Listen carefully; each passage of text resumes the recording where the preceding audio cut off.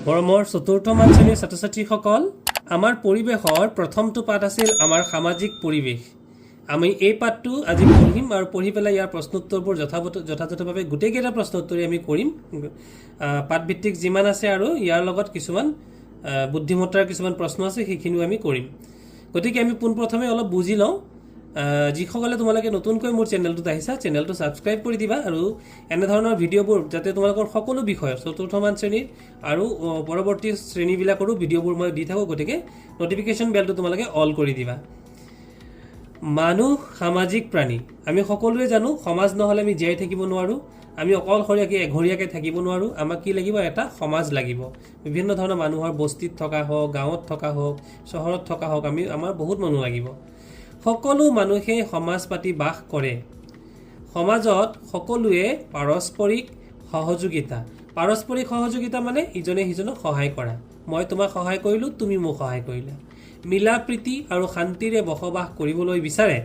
সুখ, শান্তি আৰু সামাজিক উন্নতিৰ কাৰণে আমি সমাজৰ নীতি নিয়ম, আইন কানুন মানি চলিব লাগে। সমাজত কিছুমান নীতি নিয়ম থাকে, যেনে ধৰা মৰা জীয়া হওক, কাৰোবাৰ ঘৰত মানুহ মৰিলে কি নিয়ম আছে, কাৰোবাৰ ঘৰত বিয়া সবাহ লাগিলে কি নিয়ম হ'ব, হয়নে, ইত্যাদিবোৰৰ বা সমাজ এখনত আমি গতানুগতিকভাৱে আমি সমাজ কি নিয়ম পালন কৰিম তাৰ বাবে কিছুমান নীতি নিয়ম থাকে। শিশুৱে সামাজিক নীতি নিয়ম বা আইন কানুন সম্বন্ধীয় প্ৰাথমিক শিক্ষা নিজ পৰিয়ালৰ পৰাই আহৰণ কৰে।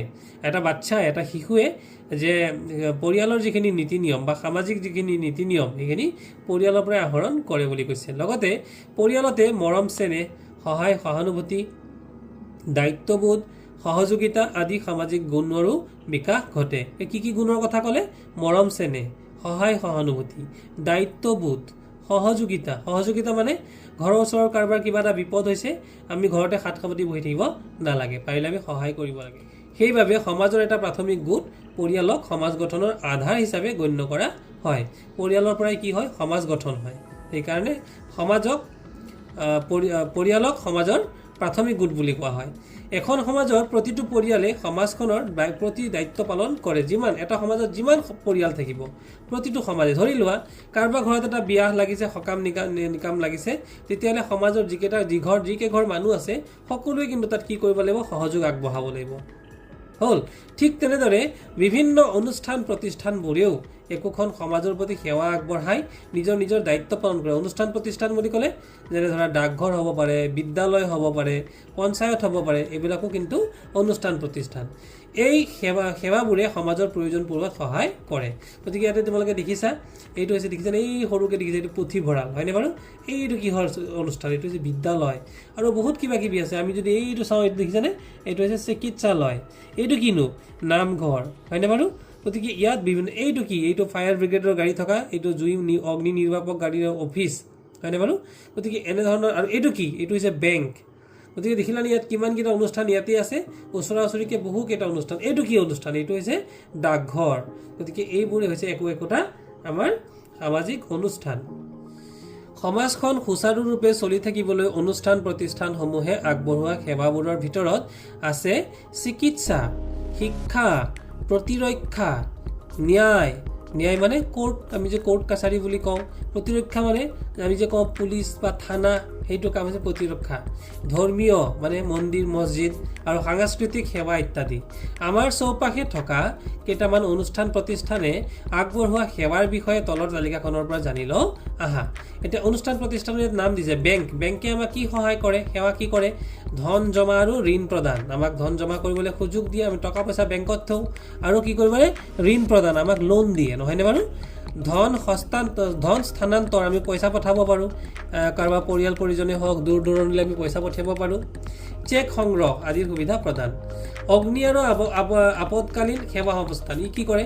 আকস্মিক দুৰ্ঘটনা, প্ৰাকৃতিক দুৰ্যোগৰ সময়ত সেৱা আগবঢ়ায়।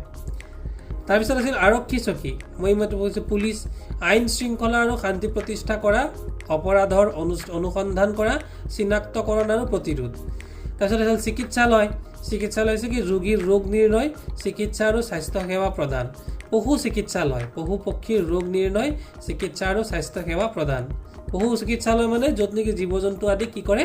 ডক্টৰে ট্ৰিটমেণ্ট কৰে, সেইটো মানুহৰ ডক্টৰ নহয়, হয়নে বাৰু? ষ্টেডিয়াম, খেলা ধূলা বা অন্যান্য অনুষ্ঠানৰ বাবে ব্যৱস্থা, দৰ্শকৰ বাবে আসন আৰু গেলাৰীৰ ব্যৱস্থা। তোমালোকে আজিকালি IPL শুনিছা হয়নে বাৰু? ৱৰ্ল্ড কাপ, ক্ৰিকেট ৱৰ্ল্ড কাপবিলাক হয়, IPL হয়, তাত তোমালোকে ষ্টেডিয়ামবোৰ দেখিছা, মানুহে বহি পেলাই তাতে খুব কি কৰে, আনন্দ উপভোগ কৰে। বজাৰ, কিনোতা আৰু বেচোতাৰ সমাৱেশ ঘটে আৰু বস্তুৰ কিনা বেচা চলে। পুথিভঁৰাল, কিতাপ, আলোচনী, বাতৰি কাকত আদি পঢ়াৰ সুবিধা, কিতাপ ঘৰলৈ আনি পঢ়া আৰু ঘূৰাই দিয়াৰ নিৰ্দিষ্ট নিয়ম থাকে। তাৰপিছত এই গ'ল ডাকঘৰ। ডাকঘৰত কি কৰা হয়, এখন ঠাইৰ পৰা আন এখন ঠাইলৈ চিঠি পত্ৰ, ডাক টোপোলা আদি আদান প্ৰদানৰ ব্যৱস্থা থাকে। আৰু লগতে ধন জমা ৰখাৰো ব্যৱস্থা আছে। আমি টকা পইচাও কি কৰিব পাৰোঁ, ডাকঘৰত জমা ৰাখিব পাৰোঁ। মৰমৰ ছাত্ৰ ছাত্ৰীসকল, আমি এতিয়া পাঠভিত্তিক যিবিলাক প্ৰশ্ন, পাঠৰ মাজে মাজে থকা কিছুমান অপশ্যনেল প্ৰশ্ন আৰু পাঠভিত্তিক প্ৰশ্ন আটাইকেইটা আলোচনা কৰিম। এটা প্ৰথমত দিছিলে, এটা তালিকা দিছিলে যে তলৰ তালিকাখনত কোনজন বৃত্তিধাৰী লোক কোনটো অনুষ্ঠানৰ লগত জড়িত তাকে উল্লেখ কৰা হৈছে, অৰ্থাৎ আমি মিলাই দিব লাগে। আৰু ইয়াতে আমি মিলাই দিছোঁ যে বৃত্তিধাৰী আৰু দিছে অনুষ্ঠান প্ৰতিষ্ঠান। শিক্ষকৰ অনুষ্ঠান প্ৰতিষ্ঠানটো কি হ'ব, বিদ্যালয়। পশু চিকিৎসক কি হ'ব, পশু চিকিৎসালয়। ডাকোৱাল কি হ'ব, ডাকঘৰ। তাৰপিছত হ'ব গ্ৰন্থগাৰী হ'ব গ্ৰন্থাগাৰ। আৰক্ষী হ'ব আৰক্ষী থানা। নাৰ্ছ চিকিৎসালয় / স্বাস্থ্য কেন্দ্ৰ বুলিও কোৱা হয়। তাৰপিছত বেংক মেনেজাৰ হৈছে বেংকৰ। উকিল হৈছে ন্যায়ালয়। অগ্নি নিৰ্বাপক কৰ্মী অগ্নি নিৰ্বাপক কেন্দ্ৰ। চিকিৎসক চিকিৎসালয় বা হাস্পাতাল। আৰু ন্যায়াধীশ হৈছে ন্যায়ালয়। উপাচাৰ্য হৈছে বিশ্ববিদ্যালয়। গতিকে এইখিনি আমি টেবুলটো বা এই তালিকাখন পূৰ কৰি দিবলৈ যত্ন কৰিলোঁ। তাৰপিছত ক্ৰিয়াকলাপ 2ত দিছিলে যে বৃত্তিধাৰী লোকসকলৰ কাৰ্য, ছবি চাই তেওঁলোকে কি কাম কৰে তলত মানে লিখিব লাগে। গতিকে ছবি, আমি ইয়াত ছবিটো দিব লাগিব।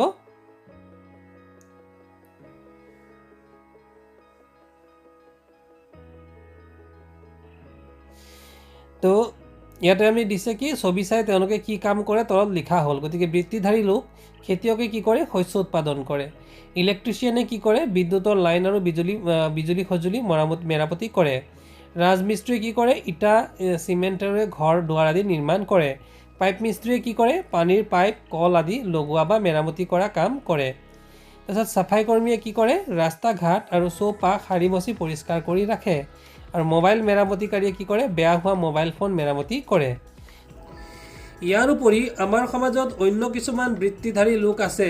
বৃত্তিধাৰী মানে ইংৰাজীত কয় প্ৰফেশ্যন, যি কাম কৰি এজন ব্যক্তিয়ে অৰ্থ উপাৰ্জনেৰে নিজৰ লগতে পৰিয়ালক ভৰণ পোষণ দিয়ে, নিজেও চলে আৰু পৰিয়াল পৰিজনৰ মানুহকো মানে প্ৰতিপালন কৰে। সেয়াই হৈছে ব্যক্তিগৰাকীৰ বৃত্তি বা জীৱিকা। উদাহৰণস্বৰূপে কৃষি, বাঁহ শিল্প, মৃৎশিল্প মানে মাটি দি যিবিলাক বনায়, যেনে ধৰা কলহ বনায়, টেকেলি বনায়, ধূনামলা বনায়, হয়নে বাৰু? সেইবিলাকৰ কি কৰা হয়, সেইবিলাক বনাই পেলাই তেওঁলোকে চলে। কমাৰ শিল্প, বয়ন, চুলি কটা কাম। চুলি কটা তোমালোকে দেখিছা, আজিকালি বহুতো ভাল শিক্ষিত ল'ৰাই চাকৰি বাকৰি হয়তো অসুবিধা, গতিকে চুলি কাটে, বহুত ষ্টেণ্ডাৰ্ডকৈ চুলি কাটে। বাঢ়ৈৰ কাম, বাঢ়ৈ মানে বাঁহ বেতৰ কাম। এইবোৰ কাম কৰি নিৰ্দিষ্ট বৃত্তিধাৰী লোকে সমাজলৈ সেৱা আগবঢ়ায়। সেয়েহে আমি সকলো বৃত্তিকে সন্মান জনাব। সামাজিক সম্প্ৰীতি আৰু সহযোগিতা। সম্প্ৰীতি মানে হৈছে মিলা প্ৰীতি, আৰু সহযোগিতা হৈছে ইজনে সিজনক সহায় কৰা। আমাৰ সমাজত সুখ দুখ, বিপদ আপদৰ সময়ত সকলোৱে সহায় সহযোগিতা আগবঢ়ায়। সেইদৰে উৎসৱ পৰবো সকলোৱে মিলিজুলি পালন কৰে বা কৰোঁ। এইবোৰ পৰম্পৰা মানে যিবোৰ আমি অতীত কালৰ পৰা, অতীজৰে পৰা চলি আহিছে। উদাহৰণস্বৰূপে ভোগালী বিহুৰ উৰুকাত ভেলাঘৰ সাজি ভোজ ভাত খোৱা। তোমালোকৰ ইংৰাজী কিতাপত যি আমি এটা খেল খেলিছিলোঁ হয়নে, বা যি কণী যুঁজৰ এটা পাঠ আছিলে, তাতো কিন্তু মই এটা ভিডিঅ' প্ৰস্তুত কৰি দিছিলোঁ, আৰু য'ত মাঘ বিহুৰ বিষয়ে তোমালোকক মই জনাইছোঁ। যদি তোমালোকে ভিডিঅ'টো চোৱা নাই তোমালোকে চাব পাৰিবা। নামঘৰত ভাওনা সবাহ পতা, খেতি চপোৱাৰ পাছত ন খোৱা আদি। তো ইয়াতে তোমালোকে এইটো চোৱা, এইটো কি হৈছে, ইয়াতে খানা এটা খাই আছে হয়নে, বিভিন্নজনে ইয়াতে কোনোবাই খানা বনাবৰ কাৰণে এইফালে ভেলাঘৰো সাজিছে, হয়নে বাৰু? তাৰপিছত এইটো হৈছে তোমালোকে এটা চিত্ৰ দিছে, ইয়াতে মেজি, এইটো দেখিছে মেজিৰ জুই জ্বলাইছে, তেনেকুৱা ধৰণৰ হয়। তাৰপিছতে দুৰ্গা পূজা, বাথৌ পূজা, ঈদ, বৰদিন, গুৰু নানক জয়ন্তী আদি ধৰ্মীয় উৎসৱবোৰত আৰু সামাজিক অনুষ্ঠান যেনে বিবাহ, জন্মদিন আদিত সমাজৰ সদস্যসকল মিলিত হয়। তোমালোকৰ প্ৰশ্ন আহিব পাৰে, দুটা সামাজিক অনুষ্ঠানৰ নাম লিখা, তেতিয়া কি ক'ব লাগিব, বিবাহ আৰু জন্মদিন।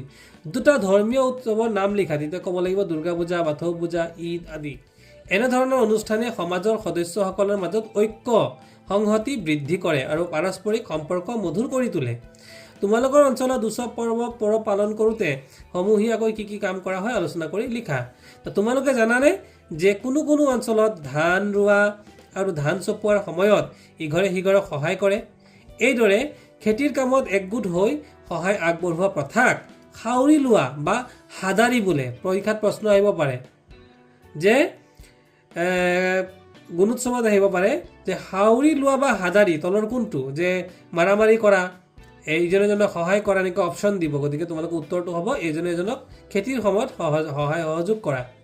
ইয়াৰ যোগেদি খেতিৰ কামবোৰ সোনকালে সমাধা হোৱাৰ লগতে গাঁওবাসীৰ মাজত ঐক্য আৰু সংহতি বৃদ্ধি পায়। এয়া দেখিছাত খেতি কাটিছে আৰু ইয়াতে মানুহে দুপৰীয়া ভাত খাইছে বা খোৱা বোৱা কৰি আছে, এজনে ডাঙৰি কঢ়িয়াইছে।